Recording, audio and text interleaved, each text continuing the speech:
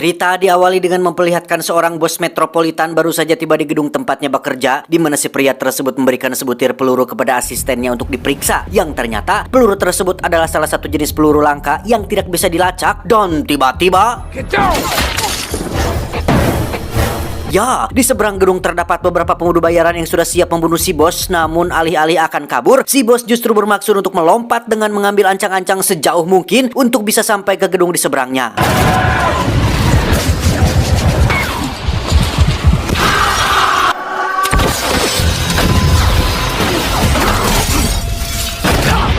Entah siapa bos metropolitan ini, dia jelas bukanlah seorang pria kantoran biasa yang sering duduk di balik meja, karena dari kemampuannya sudah pasti bahwa pria ini adalah manusia terlatih yang biasa membunuh dan melakukan aksi-aksi mustahil. Tak lama ponsel salah satu pembunuh bayaran pun berdering, di mana panggilan tersebut berasal dari si pelaku yang telah menyewa para pembunuh bayaran ini, dan si bos metropolitan tengah berdiri tepat di atas tanda X yang merupakan titik jebakan untuk si pelaku bisa menembaknya dari jarak yang teramat sangat jauh menggunakan peluru langka yang tidak bisa dilacak.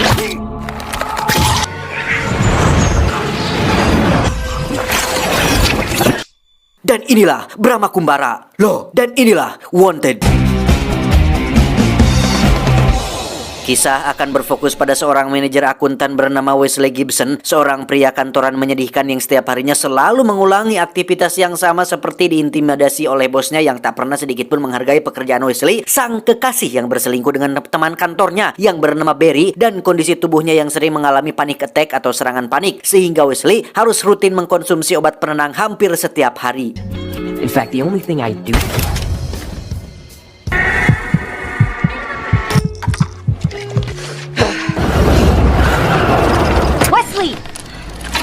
Suatu malam saat membeli obat di apotek, Wesley tiba-tiba kemunculan seorang wanita cantik dengan jenis bibir yang memiliki tingkat orgasme tinggi bernama Fox, yang memberitahunya tentang ayah Wesley yang baru meninggal minggu lalu dibunuh oleh seorang pria bernama Cross dari jarak yang sangat jauh, di mana si pembunuh bernama Cross tersebut saat ini sedang berada tepat di belakang Wesley dengan maksud untuk membunuhnya juga.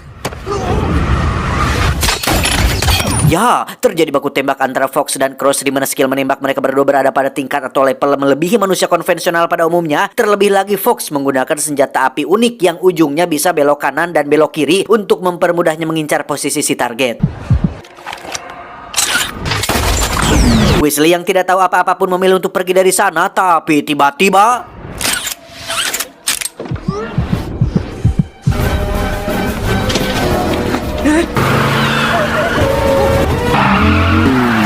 Fox membawa Wesley pergi dengan mobilnya, namun Cross masih keras kepala mengejarnya dengan mengendarai sebuah truk, di mana Fox menyuruh Wesley untuk ambil alih kemudi sedangkan dirinya akan menembaki si Cross. Namun yang jadi masalah adalah bukan perihal ambil alih kemudinya, tetapi posisi Fox menembak itulah yang cukup membuat Wesley menjadi hariwang, karena pengpelangan alias palangkakannya harus ngadangkang tepat di depan wajah Wesley yang membuatnya agak kesulitan untuk berkonsentrasi.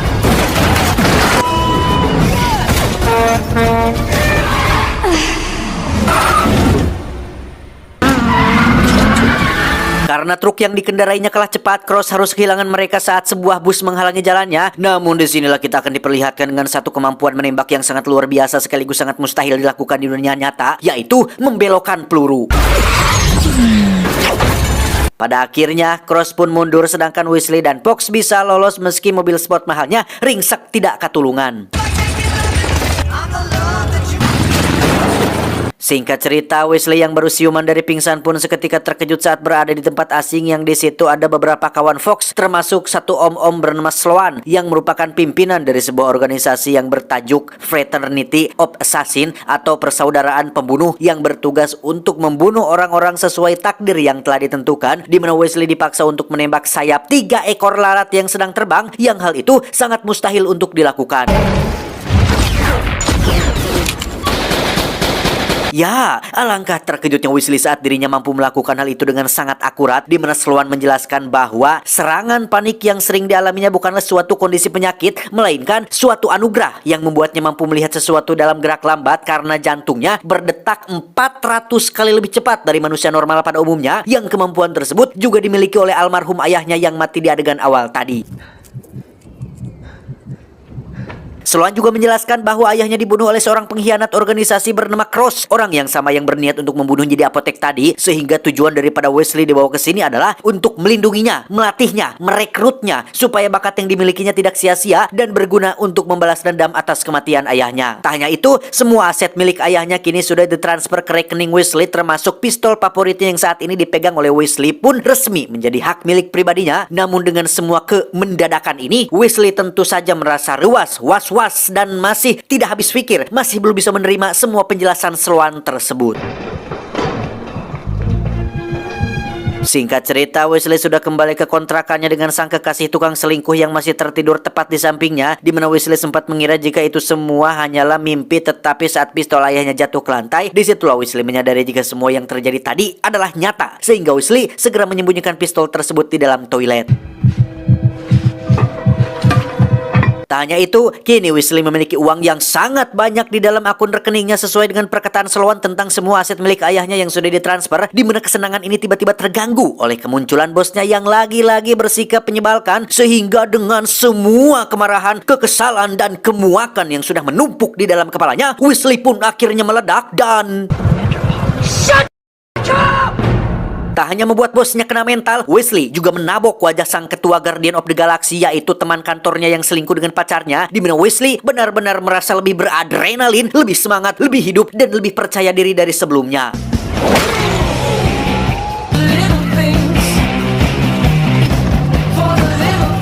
Ya, Wesley pun memutuskan untuk ikut dengan Fox pergi ke markas organisasi pembunuh yang bertempat di sebuah pabrik tekstil, di mana Wesley bermaksud untuk menerima tawaran Sloan tentang ajakannya semalam yang ingin merekrutnya menjadi anggota organisasi. Tetapi sebelum itu, Wesley harus melewati serangkaian tes untuk melihat seberapa besar motivasinya untuk bergabung dengan mereka semua.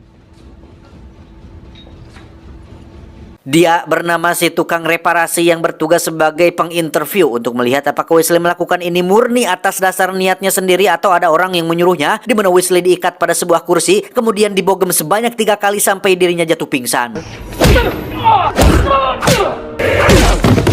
Tak berhenti sampai situ saja, Wesley kemudian bertemu dengan penguji kedua yang bernama si tukang jagal. Sama seperti si tukang reparasi, si tukang jagal ini pun menguji seberapa niatnya Wesley untuk bergabung dengan mengajaknya berkelahi menggunakan pisau, hingga Wesley harus mengalami rasa sakit yang luar biasa menyakitkan.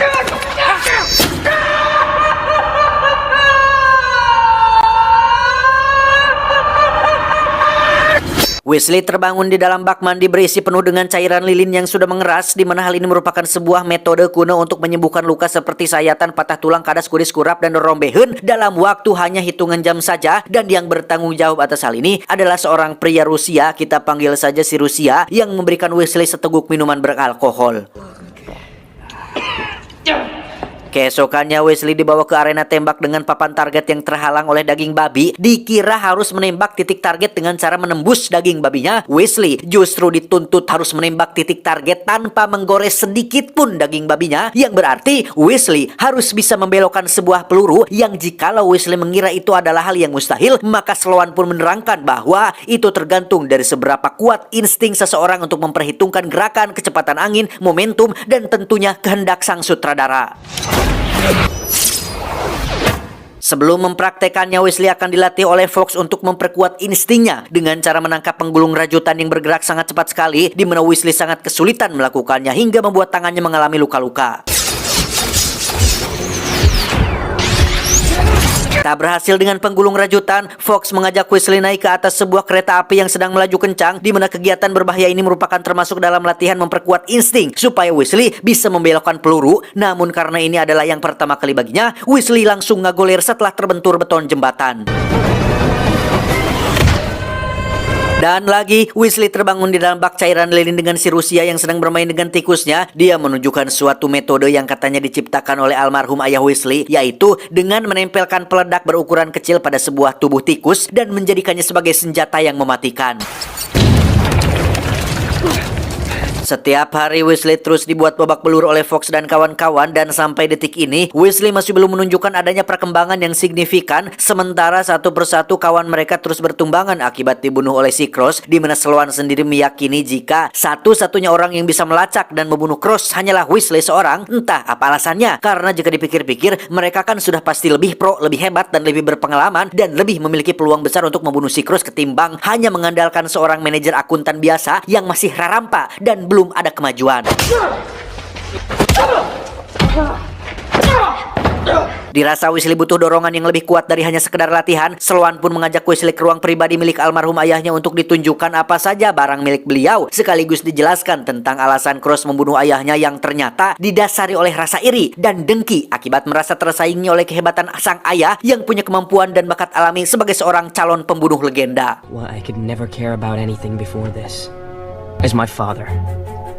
Dari situlah Weasley mulai mikir dan mulai giat berlatih, termasuk melakukan investigasi mandiri dengan menyelidiki peluru langka tak terlacak yang selalu digunakan oleh si Cross, hingga menyisakan satu pertanyaan tentang kenapa hanya Weasley saja yang lolos dari si Cross, padahal dari catatan yang ada, Cross adalah sosok pembunuh sempurna yang tidak pernah satu kali pun melakukan kesalahan ataupun gagal membunuh targetnya, sehingga hal ini agak sedikit janggal dan aneh, tetapi Weasley memilih untuk tidak memikirkannya dulu. Move he ever made. Every attack he ever exit bullets untraceable, of course. Surrounded by Secret Service agents. Kembali ke latihan setelah berminggu-minggu selalu dihajar dan diintimidasi oleh para pelatih, kini saatnya Weasley mulai bangkit dengan melakukan perlawanan yang dilakukan secara spontan. Hingga si tukang reparasi dan si tukang jagal harus merasakan rasa sakit yang sama seperti yang Weasley rasakan selama berminggu-minggu terakhir ini. Tak hanya itu, Weasley juga berhasil dalam ujian kereta api, termasuk menangkap penggulung rajutan tanpa melukai sedikit pun dari tangannya.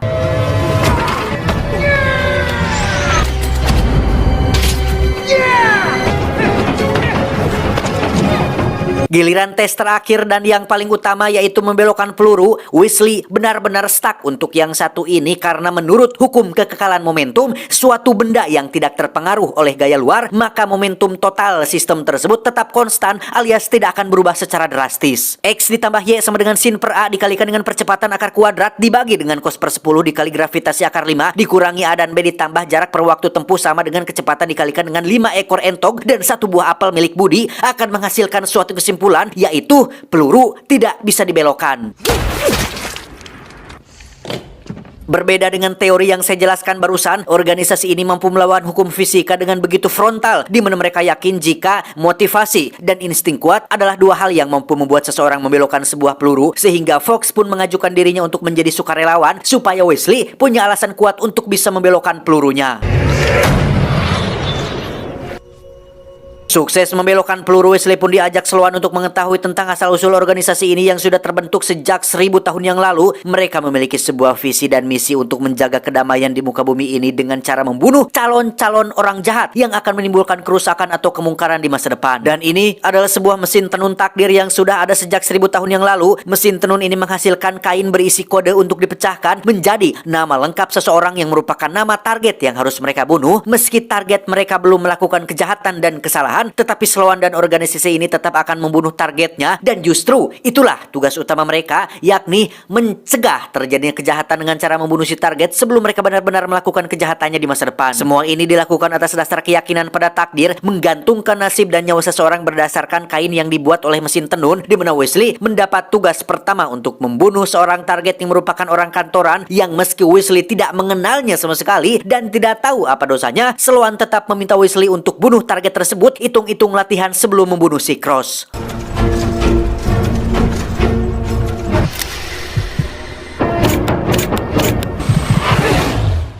Dan ya, Weasley masih memiliki keraguan terhadap semua yang dia dengar, karena apa iya nyawa seseorang hanya digantungkan pada sebuah mesin tenun kuno yang tidak jelas dari mana asal-usulnya munculnya kode tersebut. Sekilas Weasley merasa ini semua tidak masuk akal, tetapi Fox muncul untuk membuat Weasley menjadi yakin dengan menceritakan masa lalunya ketika sang ayah dibunuh oleh seorang penjahat yang namanya muncul pada mesin tenun takdir tepat seminggu sebelum insiden tersebut terjadi. Her dad was a federal judge. Setelah mendengar cerita masa lalu Fox yang begitu menyedihkan, Weasley pun mulai yakin dengan semua yang Sloane ceritakan, di mana Weasley langsung beraksi pada malam itu juga dan berhasil membunuh si target dengan teknik membelokkan pelurunya.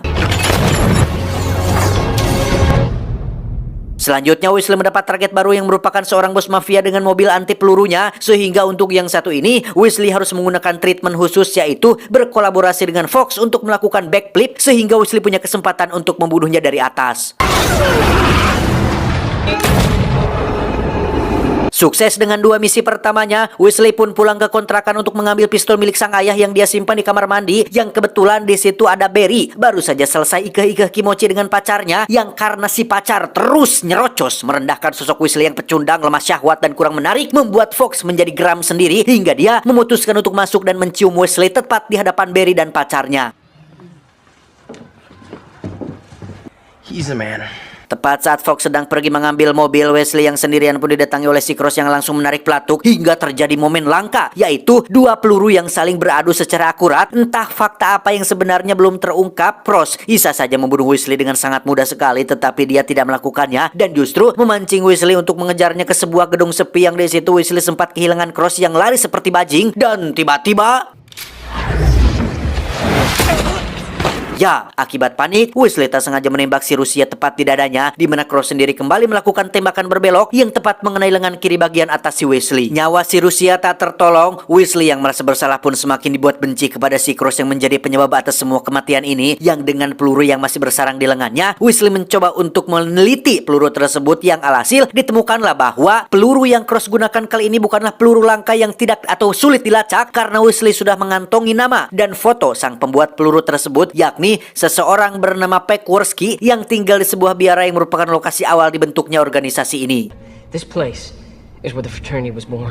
Wesley pun meminta izin kepada Sloan untuk berangkat sendirian supaya Cross tidak kagok untuk muncul kembali di hadapannya. Di mana saat Wesley sudah pergi, Sloan memperlihatkan Fox sebuah fakta mengejutkan tentang nama Wesley yang muncul dari mesin tanun takdir, yang berarti Wesley harus segera dibunuh setelah dia berhasil melenyapkan si Cross, yang tugas tersebut diberikan kepada Fox yang merupakan orang terdekat Wesley di organisasi ini. Singkat cerita, Wesley terlihat sudah sampai di biara tempat Peckworski tinggal, yang di situ Wesley ujug-ujug menodongkan pistol ke arahnya dan memintanya untuk memberitahu di mana Cross berada saat ini, di mana Peckworski setuju untuk memberitahunya, bahkan mau untuk mempertemukan Wesley dengan Cross tepat di stasiun kereta api. Ditemani Fox yang ikut menyusul, Wesley harus kehilangan Peckworski yang kabur entah kemana, yang karena ada Cross muncul di dalam kereta, Wesley langsung masuk ke dalam sedangkan Fox memilih untuk mengejarnya menggunakan mobil pribadi. Semakin jelaslah bahwasanya Cross memang tidak berniat untuk membunuh Wesley, di mana mereka berdua kembali melakukan adu tembak dengan masih ada beberapa penumpang sedang berlarian, sehingga keduanya pun menggunakan teknik membelokkan peluru dan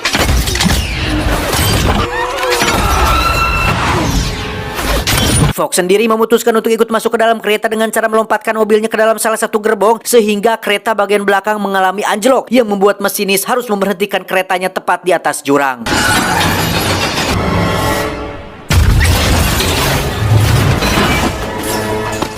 Dan ya, entah apa yang sebenarnya sedang terjadi, Cross yang di awal ingin membunuh Wesley tiba-tiba saja membantunya agar tidak jatuh, di mana Wesley tetap saja menembaknya tepat di bagian dada, yang pada detik-detik sekarat itulah Cross memberitahu Wesley tentang Sloan yang sudah membohonginya, karena faktanya Cross adalah ayah kandung Wesley, yang hal itu dikonfirmasi langsung oleh Fox yang membenarkan tentang hal tersebut, dan sekarang Wesley harus mati sesuai takdir yang sudah tertera. You're my son.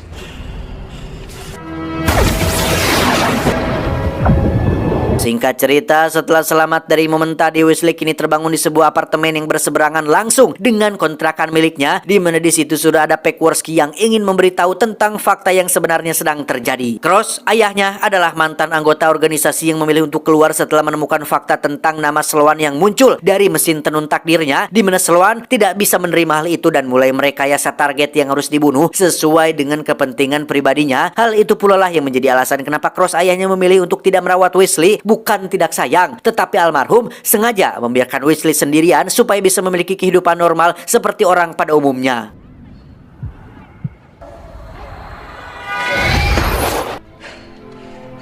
Jika Wesley sempat berpikir sang ayah mencoba untuk membunuhnya, justru beliau berupaya untuk memisahkan Wesley dari Fox dan organisasi ini, dan sekarang semuanya sudah terlambat karena sang ayah sudah mati dibunuh oleh Wesley sendiri. Peckworski memberikan tiket penerbangan untuk Wesley kabur sejauh mungkin, namun dengan semua yang sudah terjadi, nehi, aku ora bakal mundur mas, akan kubalaskan kematian ayahku.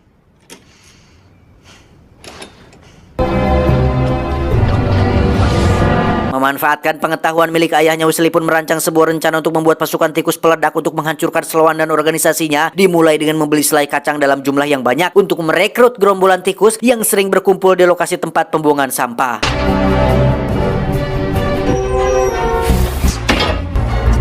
Setelah semua siap, Wesley langsung meluncur ke markas Sloan dengan mengendarai mobil pengangkut sampah dan membiarkan ratusan tikus memasuki pabrik tekstilnya.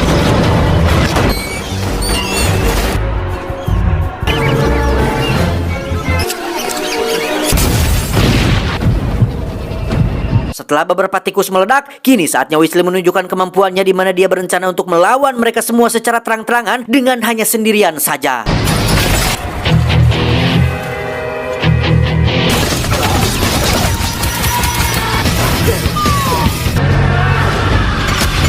Selesai dengan si tukang reparasi dan pasukan yang ada di bawah, kini saatnya Wesley harus berhadapan dengan si tukang jagal yang meski sempat menjadi pelatihnya beberapa waktu yang lalu, Wesley tidak akan segan-segan untuk menghabisinya kali ini.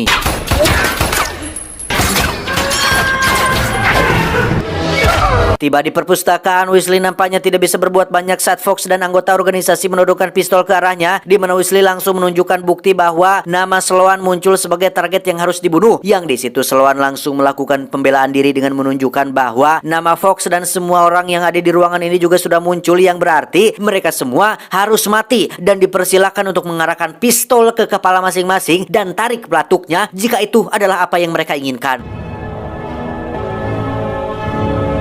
Sloan menegaskan bahwa apa yang dirinya sudah lakukan adalah bukan untuk kepentingan dirinya sendiri, melainkan untuk kepentingan bersama. Di bawah kepemimpinannya, organisasi ini semakin hari semakin kuat, persaudaraan semakin erat, sehingga sekali lagi, jika mereka tidak setuju dengan perkataan Sloan, silahkan arahkan pistol ke kepala masing-masing, atau bunuh Wesley dan lanjutkan kembali hidup mereka. Di saat yang lain tidak peduli dengan takdir mesin tenun dan berniat untuk membunuh Wesley, hanya Fox lah satu-satunya orang yang percaya dengan nasibnya yang harus mati, sehingga dia pun melakukan sebuah tembakan yang semakin mustahil, bukan lagi membelokkan peluru, tetapi memutarkan peluru.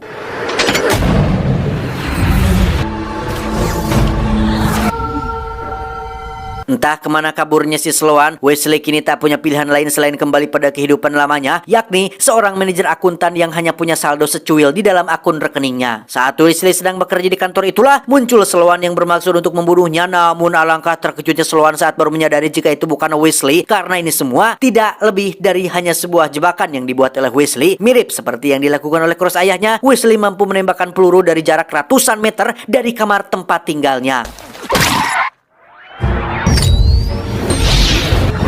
Of my life.